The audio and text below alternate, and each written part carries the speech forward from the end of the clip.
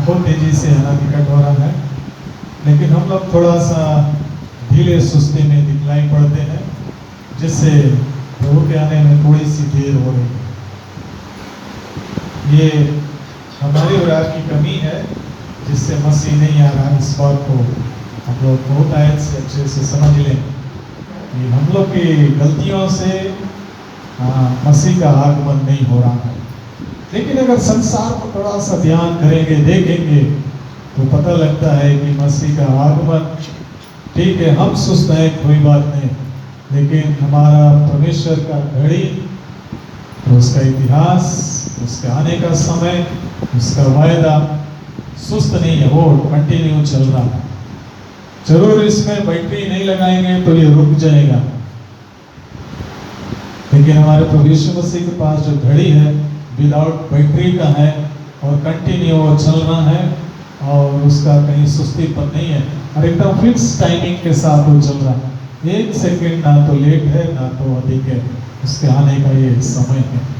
सो प्रभु का धन्यवाद, महिमा और प्रशंसा करते हैं। बट लेकिन एक बात हम लोग को थोड़ा सा जानना है, हम लोग के साथ यहाँ बहुत से भाई लोग भी हैं, जरूर शादीशुदा हम लोग हैं, बहुत से लोग अभी शादी होने की तैयारी में हैं।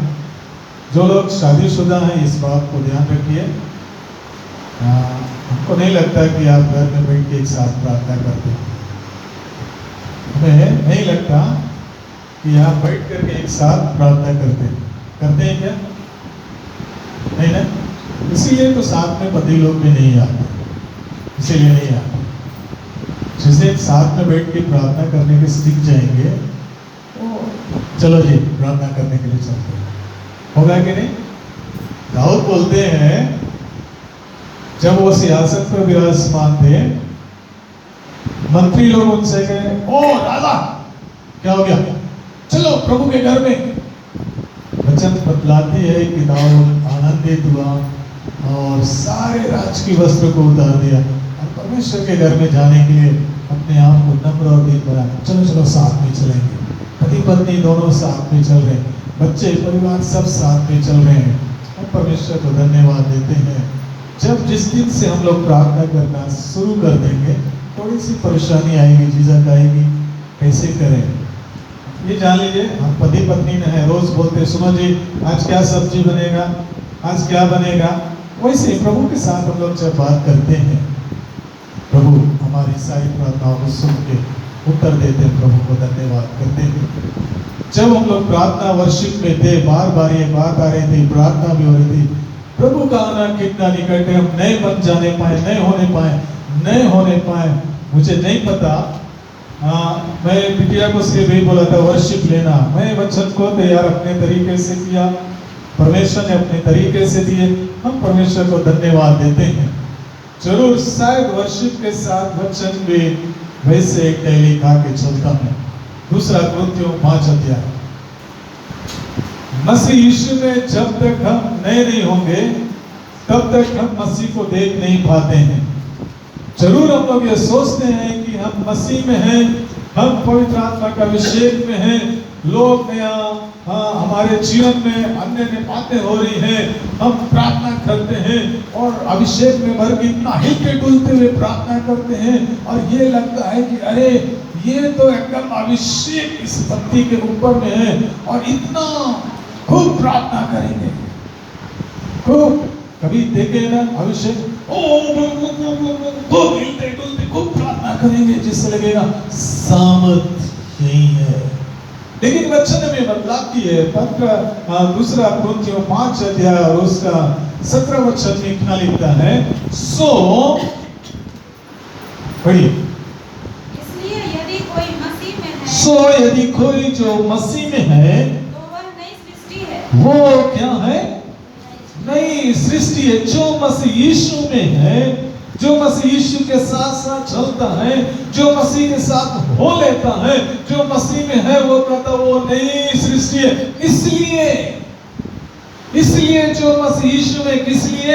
अब हम किसी को शरीर के अनुसार, ऊपर वचन में लिखता, अब हम किसी को शरीर के अनुसार नहीं समझे, जैसा हम समझते थे, जैसा हम अपने आप को शारीरिक दशा में रख के शरीर के साथ समझते थे और शरीर के अनुसार चलते थे, शरीर के अनुसार दिन को व्यतीत करते थे, शरीर के अनुसार दिन काटते थे, शरीर के अनुसार चलते फिरते उठते बैठते, शरीर के अनुसार काम करते थे, शारीरिक दशा में पाए जाते थे, उसको करा सो अब जो मसीह यीशु में सो अब किसी को शरीर के अनुसार न समझे, मसीह को भी हम जो जानते हैं, इसलिए सो अब जो मसीह यीशु में वो नई सृष्टि है। मसीह यीशु में जो है, मसीह यीशु में होने का मतलब क्या है? नई सृष्टि का मतलब क्या? क्या पवित्र आत्मा का अभिषेक पा लेना ही नई अभिषेक है, नई सृष्टि है? क्या नया अभिषेक में जो चल रहे हैं, जो हम अन्य भाषा बोलते हैं, क्या उसी में हम मसीह यीशु में पाए जाते हैं? जो हम मसीह यीशु के साथ नहीं हो पा रहे, क्या वो नई सृष्टि में नहीं है? नहीं मेरे प्रियो, जो मसीह यीशु के साथ हैं, उनके वचन बतलाती है, उनके जीवन में एक नई बात दिखलाई पड़ती है, उनके जीवन में नई अभिषेक दिखलाई पड़ता है, उनके होठों से नई बातें दिखलाई पड़ती है, उनके उठने बैठने में नई चीज दिखलाई पड़ती है। जब वो बात करते एक नया सृष्टि नयापन में बात करते हैं, सो इसलिए जो मसीह यीशु में है, मसीह यीशु में है, वो नई सृष्टि है। जो लोग मसीह यीशु के साथ में भले अभिषेक तो जरूर पाए हुए हैं, पवित्र आत्मा का अभिषेक पाए हुए हैं, आंसुओं के साथ प्रार्थना करते हैं, घंटों उपवास के साथ प्रार्थना करते हैं, महीनों उपवास रख लेते हैं, ओ खैयत पान, लेकिन जो जीवन को दूर होनी है, जो मसीह को पसंद नहीं है, वही यदि हमारे जीवन में रह करके काम करता है, हम नई सृष्टि में नहीं है, हम नई सृष्टि में नहीं है, वरन जो मसीह यीशु के साथ वो नई सृष्टि है। आप मसीह यीशु के साथ थोड़ा सा आपको ले चलते, कई जगह मैं दिखलाऊंगा आपको वचन, आपको सब याद है क्योंकि आप बहुत पक्के मसीह हैं, वचन को उसी समय पढ़ते जब पादरी साहब पढ़ाते हैं, आप जानते हैं। जब प्रभु यीशु मसीह के पास एक अंधा व्यक्ति चले आया और उसने कहा, हे यीशु, यदि तू चाहता है कि मैं देखने सकूं, हे यीशु तू चाहे तो मुझे आंख दे दे, हे यीशु तू चाहे तो मुझे बात करने के लिए बोली दे दे, हे यीशु यदि तू चाहे तो मेरे पांव जो लंगड़ा है, मैं चल नहीं पा रहा हूं, इसको तू ठीक कर दे, हे यीशु जो मैं अशुद्ध हूं, कोढ़ी हूं, मुझे पांव शुद्ध कर दे। मैं ये बात को प्रभु के साथ जब तक ये मसीह के साथ नहीं थे, अशुद्धताओं के साथ थे, अशुद्ध जीवन में थे, अशुद्ध बातों में थे, लेकिन जब ये मसीह यीशु में आए, नए परिवर्तन के साथ आने के लिए कोशिश की। और जब यीशु ने कहा, मैं चाहता हूं कि तू देखने लग, मैं चाहता हूं कि तू कोढ़ से शुद्ध हो जा, मैं चाहता हूं कि तू बात को सुनने सके, मैं चाहता हूं कि तू बोलने लगे, मैं चाहता हूं कि तू चलने लगे, मैं चाहता हूं कि तू ये हो जाने पाए, उनके जीवन में एक नया परिवर्तन को हम पाते हैं, नई बातों को पाते हैं, नई वस्तुओं को पाते हैं। जो मसीह यीशु में है, जो मसीह यीशु में है, वो नई सृष्टि है। उनके पास पुरानी कोई भी बात नहीं है, उनका कोई भी पुराना जीवन उनके साथ नहीं चलता है, कोई भी उनके साथ अशुद्ध वस्तु उसके साथ चल नहीं सकता है, कोई भी उसके साथ हो नहीं लेगा, क्योंकि वो मसीह के साथ है। और जिसके साथ मसीह यीशु नहीं है, वो खूब प्रार्थना करे, कोई बात नहीं। जब मैं इसको लगातार कई दिनों से प्रभु के साथ बातचीत कर रहा हूं, तो वो बहुत सारी बातों को निकला है, बहुत सी बातों को। हम नई सृष्टि में हैं, तो वचन हमें बतला दिया, यूहन्ना 3 और 3 वचन में प्रभु निकोदेमुस से कहते हैं, निकोदेमुस जो यहूदियों का सरदार है, धर्म ग्रंथ को जानने वाला है, धर्म शास्त्र को बहुत अच्छे से पढ़ने वाला है, धर्म शास्त्र को बहुत ही ज्ञानियों के साथ में रहने वाला है, वो यीशु के पास आके पूछता है, हे यीशु मैं जीवन पाने के लिए मैं क्या करूं, यीशु मैं आपके साथ चलने के लिए क्या करूं। यीशु मसीह उसको कहते हैं 3 वचन में, जब तक मनुष्य नए सिरे से ना जन्मे, तब तक वो मसीह के राज को देख, परमेश्वर के राज को देख नहीं सकता है। क्या लिखते ही ना, जब तक वो नए सिरे से न जन्मे। और 8 वचन में लिखता है वो मनुष्य जल और आत्मा से जब तक नहीं जन्म लेता है तब तक वो मसीह का नई सृष्टि नहीं है। जब तक हम यदि कहते मैं मसीह में अभिषेक हूं, मैं मसीह का अभिषेक पाया हुआ हूं, मैं पादरी हूं, मैं एकदम अच्छे से जीवन को व्यतीत, लेकिन यदि मेरे जीवन के अंदर में खराब चीजें चल रही हैं, मेरे जीवन से किसी को लाभ नहीं हो रहा है, मेरे बोली वचन से लाभ नहीं हो रहा है, मेरी प्रार्थना से किसी को लाभ नहीं हो रहा है, मेरी और भी बातों से किसी को समझ नहीं आ रहा, लोग मुझसे संगति नहीं रखते हैं, लोग मुझसे बातचीत करने में कतराते हैं, लोग मुझसे इधर उधर भटकते रहते हैं, और हम ये कहें कि मैं मसीह में हूं। मेरे प्रिय, मैं मसीह में नहीं हूं, मैं मसीह में नहीं हूं। मसीह में वही व्यक्ति है जिसके जीवन में सारी बातें दूर हो जाती हैं। रोमियो की पत्री उसका 6 अध्याय और 4 वचन बहुत सुंदर बात कहलाती है। रोमियो की पत्री उसका 6 अध्याय और 4 वचन कहता है, मैं मसीह के साथ क्रूस पर चढ़ाया गया हूं करके उसका बपतिस्मा को मैं पाया हूं, उसके साथ साथ चला हूं। क्या वचन लिखता, पढ़िए।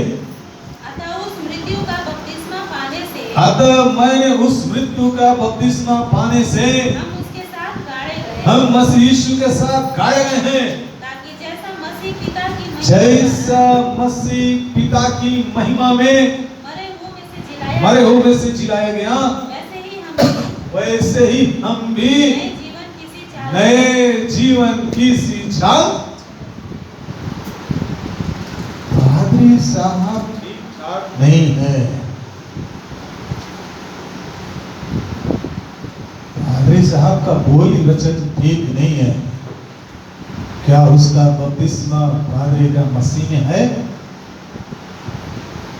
पादरी चिल्लाए, नहीं नहीं नहीं, मैंने नई सृष्टि नहीं, मैंने सृष्टि में नो नहीं, मसीह में नई सृष्टि नहीं है, क्योंकि उसने अपने आप को मसीह के साथ अपने सारे पुराने बातों को लेकर के क्रूस पर चढ़ाया ही नहीं है, उसकी मृत्यु में गया ही नहीं है, वो पुरानी आदतों को छोड़ा ही नहीं है, पुराने वस्तुओं को अपने जीवन में जो उसके साथ ही मसीह के साथ संगति नहीं रखने की बात थी उसको त्यागा ही नहीं है। जब तक वो त्यागेगा नहीं, पुरानी बात को त्यागेगा नहीं, तब तक उसका मसीह के साथ नई सृष्टि में जन्म होगा नहीं, तब तक उसका जीवन मसीह के साथ वो नई सृष्टि में नहीं है, उसका जीवन परिवर्तन में है नहीं करके। बाइबल में एक बहुत सुंदर व्यक्ति है, वो मसीह को बहुत सताता था, मसीह के लोगों को बहुत मारता था, मसीह के लोगों को हत्या भी करता था, मसीह के लोगों को जेल खाने में डालता था, और वो सोचता था कि आई एम रिलीजियस, मैं बहुत धर्मी व्यक्ति हुआ है, सोचता था। कौन था वो, आप जानते हैं? बोलिए, कौन था? यो पापा, जोर से बोलिए ना, कौन था वो? जो अपने आप को धर्मी समझता था, मसीह के लोगों को सताता था, मसीह के लोगों को मारता था, जेल खाने में डालता था, हत्या करता था, जगह जगह जाकर के ये कहता है यीशु को मारने वाला को मारो। कौन था? पढ़ते हैं आप लोग, कौन था? कभी साउल का नाम सुने साउल का नाम?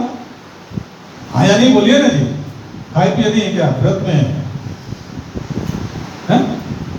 साउल ये काम करता था, वो मूसा की सारी व्यवस्था को छानता था, मूसा की सारी वो जो परमेश्वर ने उसको व्यवस्थाएं दी थी उसको मानता था, बस सारी चीजों को समझता था, और वो ये चाहता था कि जो मैं कर रहा हूं, क्योंकि उसको पूरा बाइबल याद था, पूरी व्यवस्था याद थी, पूरी शास्त्र याद था, पूरे संगति में वो अच्छे से रहता था, वो परमेश्वर के साथ वो रट्टू के समान रख लिया था, और वो कहता था कि मैं धर्मी हूं, लेकिन वो मसीह में नई सृष्टि नहीं था, वो मसीह मसीह के साथ नहीं था, उसका जीवन मसीह में नहीं था, क्योंकि वो पुराने मनुष्यत्व के साथ जीवन को व्यतीत कर रहा था। वो मसीह के साथ हो नहीं लिया था, पुराने तरीके। लेकिन वो कहता था मैं धर्मी हूं। लेकिन जिस दिन यीशु ने उसको लिया, जिस दिन यीशु ने उसको पकड़ा, उसका जीवन टोटली परिवर्तन हो गया और वो कहता अभी मैं मसीह में नई सृष्टि हूं।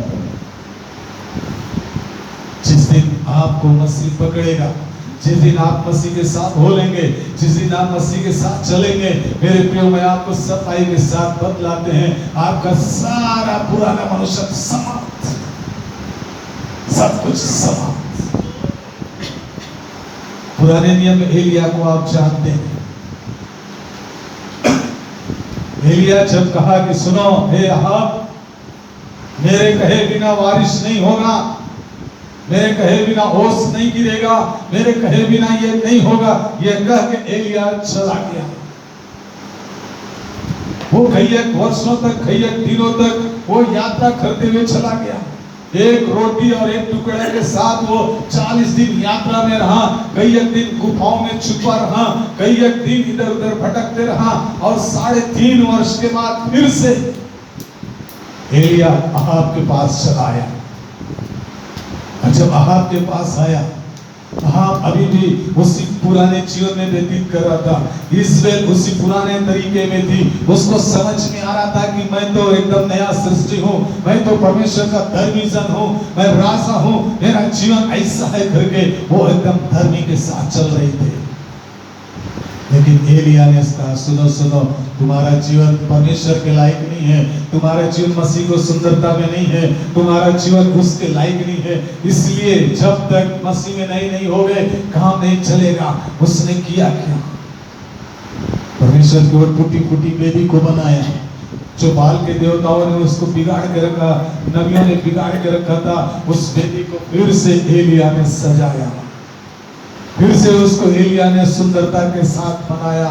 उसने कहा सुनो, यदि मसीह में रहोगे, परमेश्वर में रहोगे, नई सृष्टि रहोगे, तुम्हारी सारी पुरानी बातें आज जल के समाप्त होनी चाहिए। वो सब उसको सजा के रखा,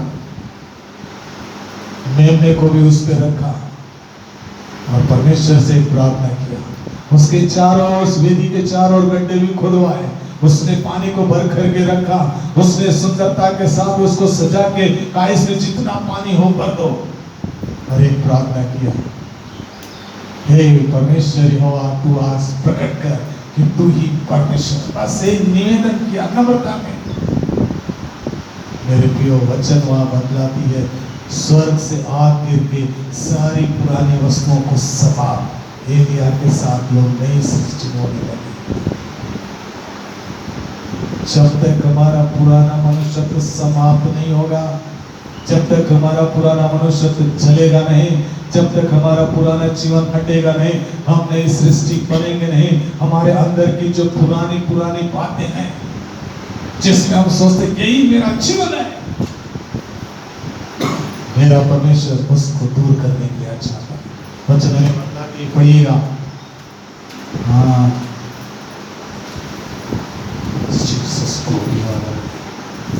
परमेश्वर वचन कैसे पढ़िएगा। दूसरा कुरिन्थियों ये पढ़िए, उसका 5 अध्याय और उसका 14 वचन पढ़िएगा, क्या लिखता है? क्योंकि मसीह का प्रेम हमें विवश कर देता है, क्योंकि मसीह का प्रेम हमें विवश कर देता है, इसलिए कि हम यह समझते हैं कि इसलिए कि हम ये समझते हैं कि जब एक सबके लिए मरा, जब एक सबके लिए मरा, सब मर गए और वह इस निमित्त सबके लिए मरा, और इसलिए सबके लिए मरा कि जो जीवित है वे आगे को अपने लिए न जिए, वे आगे को अपने लिए न जिए, परंतु उसके लिए जो उसके लिए मरा और फिर जी उठा, उसी के लिए पौलुस बहुत सुंदरता के साथ इस बात को बतलाते हैं। पौलुस की एक पहचान मसीह में होनी थी। जब तक साउल रहा, उसको कोई जाना नहीं, सिर्फ उसको एक हत्यारे के रूप में जाने। लेकिन जिस दिन साउल पौलुस बन गया, उसकी एक पहचान बदल गई। उसने एक पहचान बताई, अब मैं मसीह में हूँ। गलतियों की पत्री उसका 2 अध्याय और उसका 20 वचन बतलाता है, अब जो मैं जीवित हूँ तो मसीह के लिए जीवित हूँ। अब जो मैं हूँ वो मसीह के साथ हूँ। मैं मसीह के साथ पुराने वातावरण के साथ मैं क्रूस पे चढ़ाया गया। मेरे जीवन में जो आशीष की बातें नहीं आ रही थी, मैंने वो सब यीशु के साथ क्रूस पे चढ़ाया। मैं वो सारी बातें मसीह के साथ क्रूस पे अर्पण कर दिया, इसलिए मैं मसीह के साथ क्रूस पे चढ़ाया। भैया क्या लिखा? गलती 2 का 20, 2 और 20। मैं मसीह के साथ क्रूस पर चढ़ाया गया हूँ। मैं मसीह के साथ क्रूस पर चढ़ाया गया हूँ। अब मैं जीवित न रहा, अब मैं जीवित न रहा, पर मसीह मुझ में जीवित है। पर मसीह मुझ में जीवित है। और मैं शरीर में अब भी जीवित हूँ। और अब मैं सिर्फ शरीर में जीवित हूँ। मैं मसीह के साथ क्रूस पे चढ़ा। क्यों क्रूस पे चढ़ गया? कहीं के लिए क्रूस पे चढ़ा? क्या जरूरत है उसको क्रूस पे जाने की? मसीह तो चढ़ ही गया है। लेकिन पौलुस कहता, मैं मसीह के साथ क्रूस पर चढ़ाया गया। जब तक हमारे जीवन में पुराना जीवन रहेगा, जब तक हमारे जीवन में पुराने वस्तुएं रहेंगी, जब तक हम पुराने वस्तुओं के साथ साथ हो चलेंगे, जब तक हम पुराने वस्तुओं के लपेट में रहेंगे, हम मसीह के साथ नई सृष्टि में नहीं है। हम मसीह के साथ नहीं हैं, हम मसीह के साथ चल नहीं रहे हैं, हम अपने ही दुख में चले जा रहे हैं। लेकिन अभी हम लोग एक गाना गा रहे थे, अपनी मर्जी से चलता रहा, तुझको कभी अपना ना कहा, लेकिन प्रभु आज से मैं आपके क्रूस को अपने जीवन में ले लेता हूँ। वो क्रूस जो हमारे पुराने जीवन को समाप्त करता है, वो क्रूस जो हमारे अधर्मिकता को हटाता है, वो क्रूस जो हमें नाश करने के लिए ठहराया हुआ था, उसको प्रभु में लेके जहाँ जीवन मिलते उसको लेके मैं मसीह के साथ क्रूस पर चढ़ाया गया हूँ। अब मैं नहीं रहा, बल्कि मुझ में मेरा मसीह जीवित है, क्योंकि मैं परिवर्तित मनुष्य हूँ। परिवर्तित मनुष्य, इसके मतलब हमारे हरेक चीजों का सब क्रूस पे हो जाना है। तब वचन क्या कहता? सोच अब मसीह यीशु में है वो नई सृष्टि। सो इसलिए जो अब मसीह यीशु में है वो नई सृष्टि है। 2 कुरिन्थियों 5 का 17 वचन लिखता, दूसरी लाइन कहता, मैं पुरानी बातों से, पुराने मनुष्यत्व से, पुरानी बातों में क्या हो गया हूं? सब लेकर के मसीह के साथ क्रूस पे हो गया। जब बपतिस्मा होता है इसी बात के लिए था, और परमेश्वर मसीह कहते हैं कि जो जल और आत्मा से ना जन्मे तो मसीह के साथ नई सृष्टि नहीं है।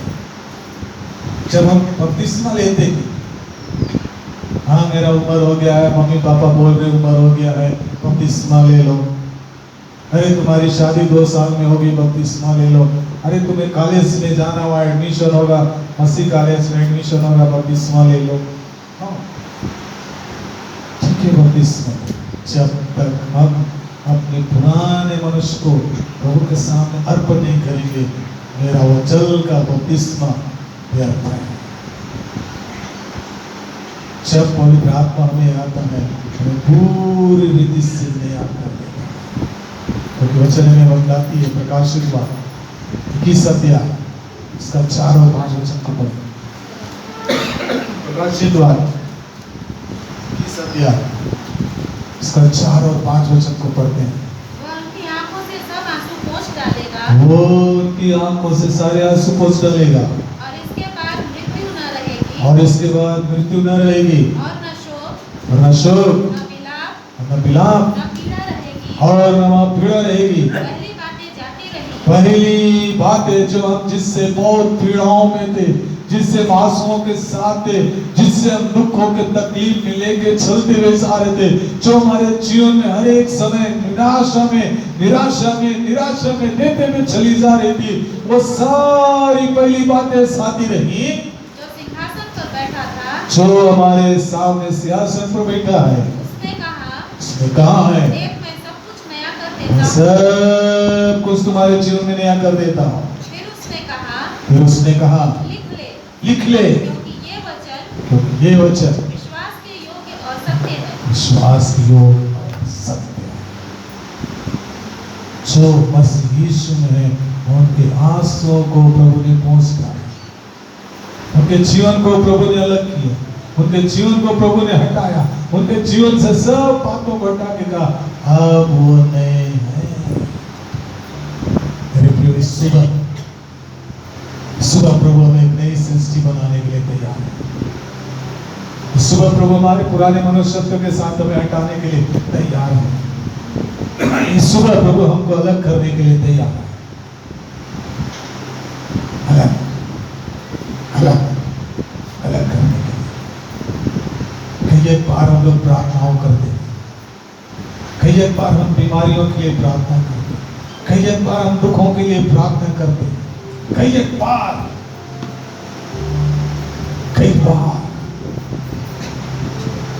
एक सेवक की कल गवाही को मैं सुन रहा था, उस गवाही को बदला के फिर प्रार्थना में उच्चारने की कोशिश करें। तो सेवक इस बात के लिए प्रार्थना कर रहे थे अपनी कलीसिया में कि प्रभु, कलीसिया के अंदर में बहुत से लोग हैं, इनके पाप को क्षमा कर दे, इनके बीमारी को चंगा कर दे, इनको फिर से उठा के खड़ा कर दे प्रभु, छुटकारा दे। वो बदला रहे थे। मैंने अपने जीवन में इसको बहुत दिन पहले अनुभव किया था, जब मैं भी कई लोगों के लिए प्रार्थना कर रहे थे। मसीह को क्रूस पे चढ़ा हुआ, मैं जब उस व्यक्ति के लिए किसी व्यक्ति के नाम लेकर के जब मैं प्रार्थना कर रहा था, वो व्यक्ति को नाम के साथ जब प्रार्थना करेगा, मसीह क्रूस के ऊपर में मुझे दिखलाई पड़ते थे। उनके हाथ से जो छेदे हुए हाथ थे, उस क्रूस पर से उनका लहू टपक रहा था,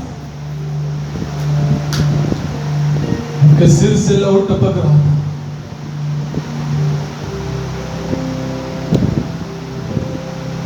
उन्होंने कहा क्यों प्रार्थना करते? प्रभु इसको आप क्षमा कर दो, इसको नया बना दो, इसकी सृष्टि को बदल दे प्रभु, इसको परिवर्तन कर दे। प्रभु कहते मैं तेरी प्रार्थना को सुन के उसको क्षमा तो कर दूंगा, उसको नया सृष्टि में लाऊंगा, लेकिन फिर वो वही काम करके मुझको इस क्रूस पे चढ़ाए रहेगा। क्यों उसके लिए तू प्रार्थना करता है?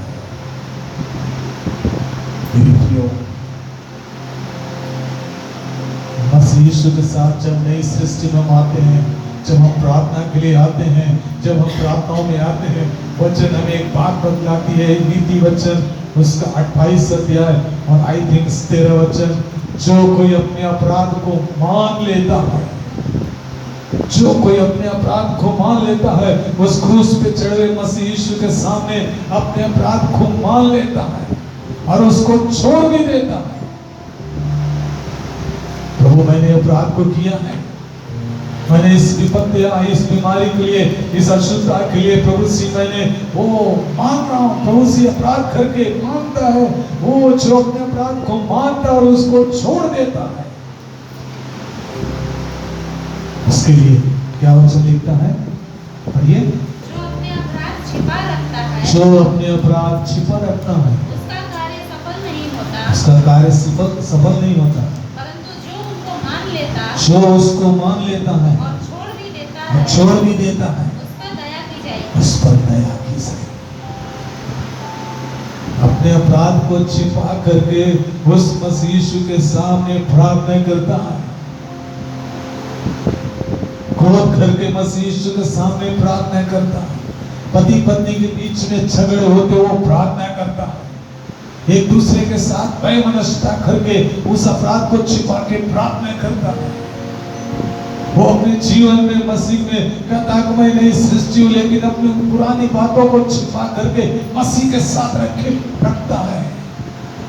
इसका काम कभी सफल नहीं होगा। जब बताती जो अपने अपराध छिपा रखता है उसका कार्य सफल नहीं, लेकिन जो अपने अपराध को मसीह के सामने मान के कहता प्रभु आज से मैं अपराध किया हूं, मैं इसको नहीं करूंगा, मैं मेरे जीवन से इसको अलग कर दे, मेरे जीवन से इसे हटा दे, मैं प्रभु फिर से आपके सामने रहने के लिए तैयार हूं, फिर से आपकी मेज में आने के लिए तैयार हूँ प्रभु। आपका मेज मुझे इस पाप को दूर करने के लिए, प्रभु ये बीमारी मेरे जीवन से दूर करने के लिए, प्रभु मेरे जीवन में अशुद्धता को दूर करने के लिए, प्रभु आपकी मेज मुझ में सामर्थ देती है। उसका अपराध जमा करके परमेश्वर उस पर दया करता है, परमेश्वर उस पर दया करता है। हाँ, इस सुबह वो परमेश्वर का नई सृष्टि में जाना पहचाना होता है। वो मसीह यीशु ने नया परिचय उसकी होती है। वो मसीह के साथ खड़ा होता है और मसीह के साथ वो सियासत में विराजमान होता है, क्योंकि मसीह उसको अपने साथ लेके आता है। तब प्रभु कहता, धन्य है मेरे दास, मैं तुझे अपने साथ सिंहासन पर बैठाता हूँ, क्योंकि तू मेरे साथ एक नई सृष्टि है।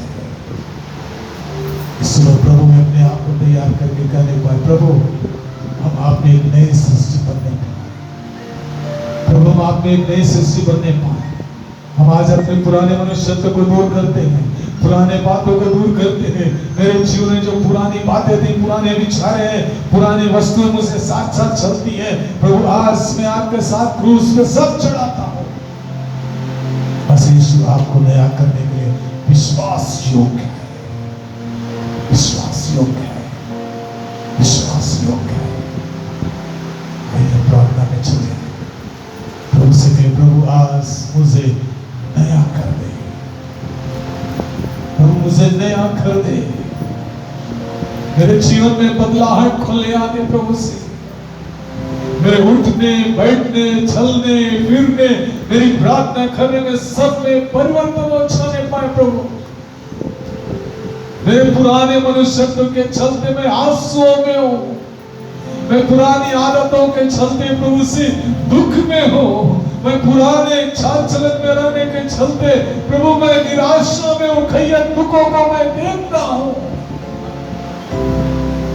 करा सो अभी तुम अपने उन सारे पुरानों को मेरे साथ क्रूस पे चढ़ा दो, उसको लेके क्रूस पे चढ़ जाओ, मैं तुझे नया करता हूँ। मैं तेरे दुख को, मैं आंसू को, मैं आनंद में, मैं तेरे विपत्ति को आनंद में, मैं तेरे सारे बीमारियों को वो छंगाई में बदल के एक नए आशीष में ले चलेंगे। Hallelujah, hallelujah, hallelujah, hallelujah. प्रभु आपको इस सुबह एक नया करने के लिए चाहेंगे। उसकी मेज में जब हम आ रहे हैं, प्रभु से कहने पाए, प्रभु आपकी मेज मुझे आज सुबह नया कर दे। प्रभु आप भैया मेज मुझे नई सृष्टि में ले आए, सब पुरानी बातें मुझसे आज अलग हो जाने पाए।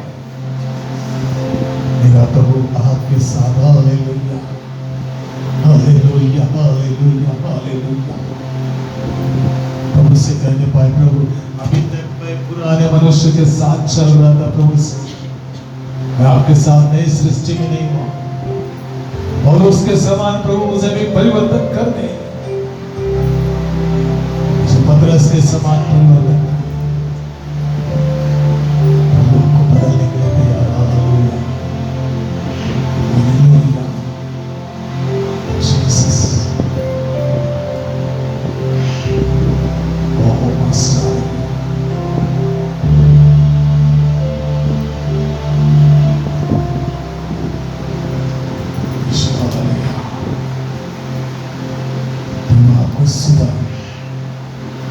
सुबह आपको नया करने के लिए। हालेलुया, हालेलुया, प्रभु हमें सारे अधर्मों से क्षमा करने में विश्वास योग्य है। प्रभु हमारे लिए विश्वास योग्य है, प्रभु हमारे लिए विश्वास योग्य है, हमें नई सृष्टि में लाने के लिए विश्वास योग्य है। प्रभु के साथ हो लेने के लिए अपने आप को नया करने पाए, सुबह करने पाए। प्रभु मेरे आंसुओं को बोझ करके नया कर दे, मेरी पुरानी बातों को हटा करके मुझे नया कर दे, फिर से आप में नया होने पाए। हालेलुया, हालेलुया,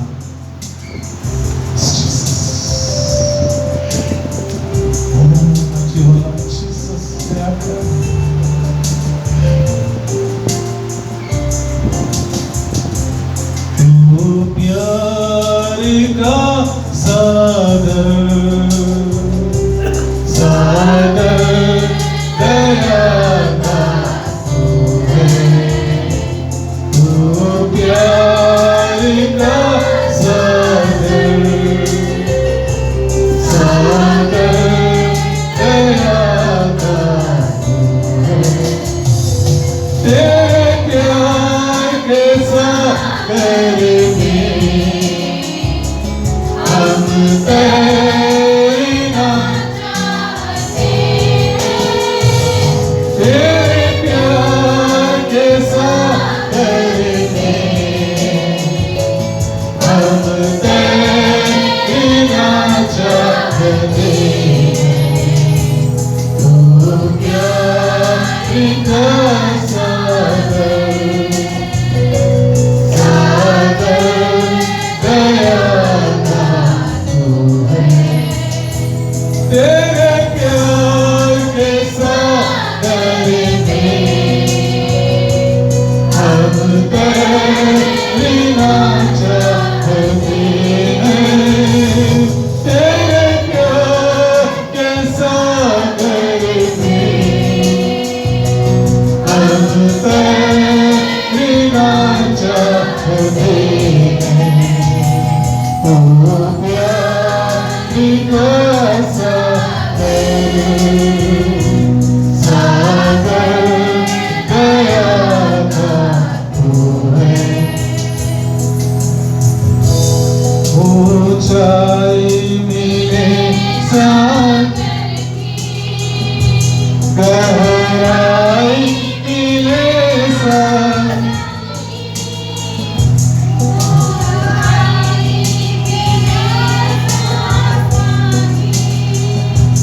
गहराई मिले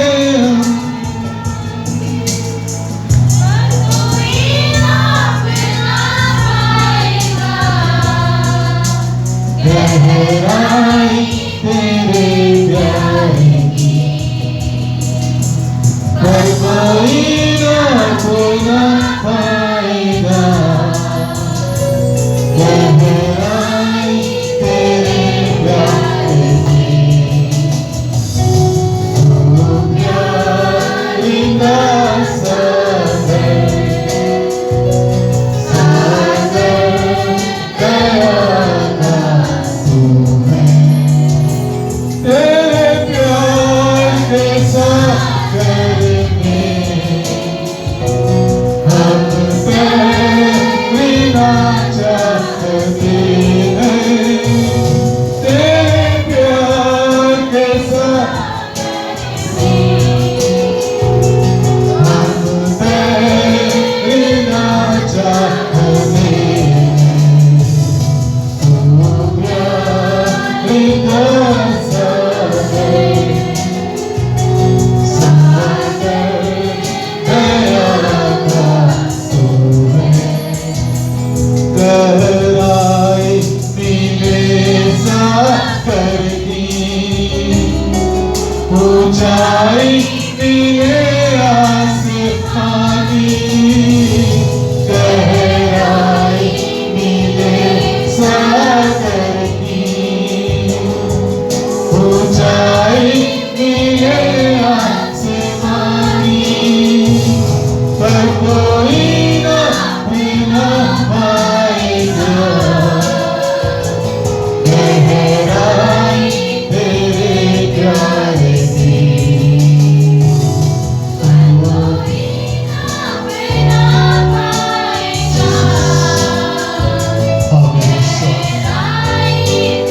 मुझे नई सृष्टि में लेने के लिए, मुझे नया बनाने के लिए, मुझे नया करने के लिए उसका प्यार कितना है।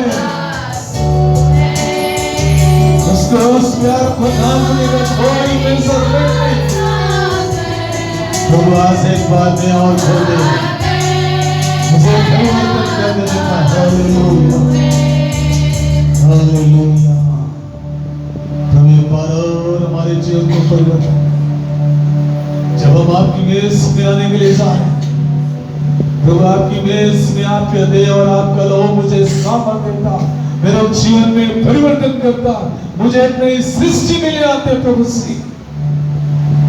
प्रभु मेरी दया कर, दया कर, दया कर, मेरे जीवन को बदल दे